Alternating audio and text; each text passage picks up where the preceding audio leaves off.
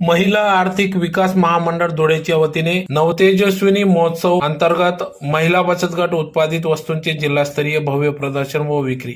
याबाबत अधिक वृत्त असे की दिनांक 7 नोव्हेंबर ते 9 नोव्हेंबर 2023 या कालावधीत धुळे शहरातील